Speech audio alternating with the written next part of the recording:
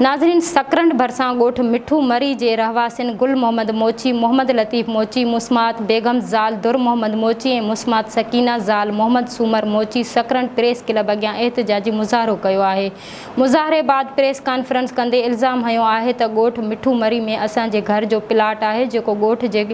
नेक मर्द हयात ख़ान मरी असांखे कुझु हिस्सो महिरबानी तौरु ऐं कुझु टुकड़ो मुल्ह ॾिनो हो, जंहिं ते असांजा अज़ीज़ शाहनवाज़ सिद्दीक़ रांझो फोटो यूसुफ ऐं ॿिया ज़बरदस्ती कब्ज़ो करणु चाहिनि था।